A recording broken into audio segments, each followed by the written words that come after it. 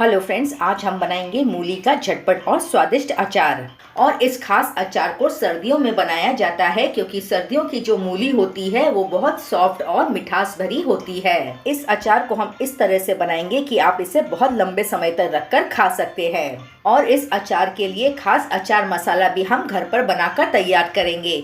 तो चलिए देर नहीं करते हैं। रेसिपी शुरू करने से पहले मैं मिक्स्ड सीजन्स में सभी दर्शकों का एक बार फिर से स्वागत करती हूँ। मूली का स्वादिष्ट और झटपट अचार बनाने के लिए यहाँ पर मैंने 500 ग्राम ताजी मूली ली है और ये मैंने 100 ग्राम हरी मिर्च ली है और इसी के साथ में 100 ग्राम अदरक लिया है। यहाँ पर मैंने मूली को अच्छी तरह से धो लिया है और इनके पत्ते हटा दिए हैं।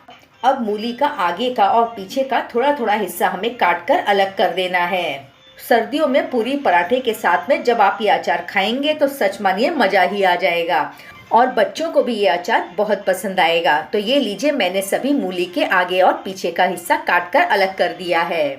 अब इस मूली को हमें छील लेना है और इसी तरह से मैं सभी मूली का छिलका उतार कर अलग कर लूंगी। तो ये देखिए, मैंने मूली को इस तरह से अच्छी तरह से छील लिया है। चलिए अब हम मूली को समान हिस्सों में काट लेंगे। आप अपने पसंद के अनुसार अचार के लिए मूली के पीसेस काट सकते हैं। तो मैंने इस तरह से एक मूली को इक्वल पार्ट्स में काट लिया है और अब इस तरह से मूली के एक हिस्से को बीच से काटें और इसे फिंगर कट कर लें। इस तरह से अचार दिखने में भी बहुत सुंदर लगेगा और फटाफट बन के तैयार हो जाएगा। ये अचार बहुत ही फ्लेवरफुल और टेस्टी बनता है, तो एक बार आप इस रेसिपी को ज़रूर बनाकर ट्राई करें। तो देखिए, इसी तरह से मैंने सभी मूली को लंबाई में काट लिया है।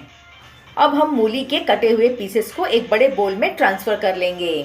चलिए अब हम मूली में 1 चम्मच नमक डालेंगे और इसे मूली के साथ में अच्छी तरह से मिक्स कर लेंगे।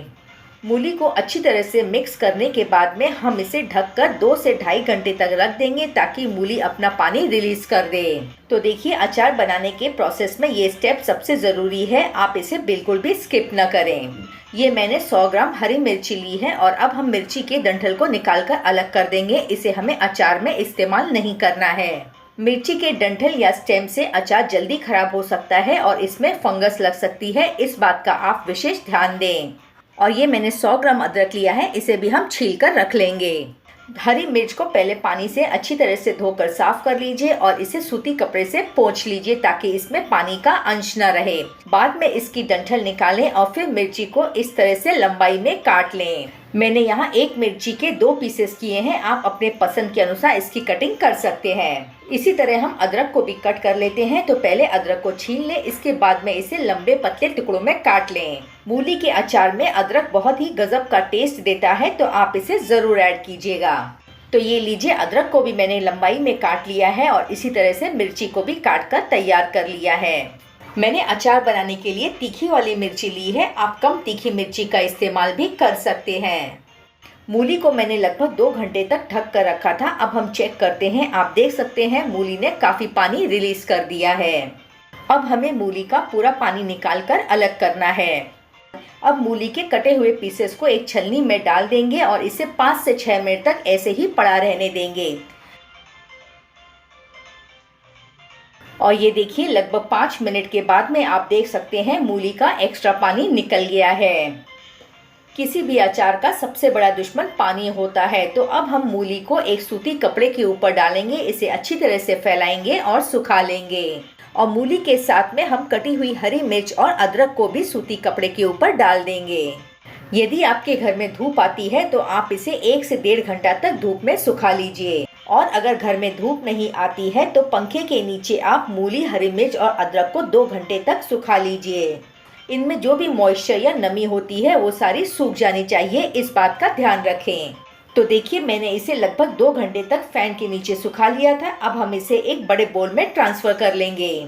इसे अभी हम साइड में रखते हैं और एक खास अचार मसाला बनाकर तैयार करते हैं। यहाँ पर मैंने एक पैन लिया है और अब गैस की फ्लेम को ऑन करें और फ्लेम को लो रखें। सबसे पहले हम इसमें डालेंगे 1 चम्मच राई, इससे अचार में बहुत बढ़िया फ्लेवर आता है। इसके बाद में हम इसमें ऐड करेंगे 1 चम्मच पीली सरसों या फिर येलो मस्टर्ड के दाने।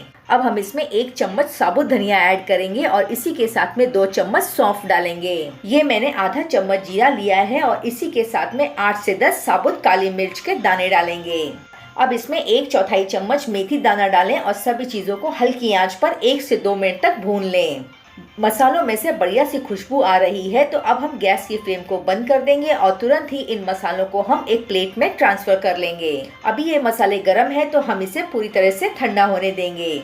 और ये देखिए, जैसे ही मसाले पूरी तरह से ठंडे हो जाएंगे, हम इन्हें मिक्सर ग्राइंडर जार में डालेंगे और इसका दरदरा सा पाउडर बनाकर तैयार कर लेंगे। तो चलिए मैं इन मसालों को पीस कर लाती हूँ और फिर मैं आपको इसका टेक्सचर दिखाती हूँ। किसी भी अचार का स्वाद तब आता है जब इसके मसाले दरदरे से पिसे हुए हों, तो इस बात का ध्यान रखें कि हमें इसका फाइन पाउडर नहीं बनाना है। चलिए अब इस मसाले को साइड में रखते हैं और यहाँ पर मैंने 3/4 कप सरसों का तेल लिया है और इसे गर्म करने के लिए रख दिया है। अब सरसों के तेल को मीडियम हाई फ्लेम पर धुआं उठने तक गर्म कर लेंगे। और ये आप देख सकते हैं तेल में धुआं उठने लगा है, तो इस समय हम गैस की फ्लेम को बंद कर देंगे। और जब तेल हल्का सा गर्म रहेगा तब हम इसमें कुछ मसाले ऐड करेंगे। अब हम इसमें 1/4 चम्मच हींग डालेंगे और अजवाइन डालेंगे आधा चम्मच। 1 चम्मच कलौंजी डालेंगे और आधा चम्मच सौंफ डालेंगे। अब हल्दी पाउडर डालेंगे 1/4 चम्मच और अचार में बढ़िया से कलर के लिए काश्मीरी लाल मिर्च का पाउडर डालेंगे 1 चम्मच। देखिए तेल हल्का सा गर्म है तो ये मसाले अच्छी तरह से भुन जाएंगे।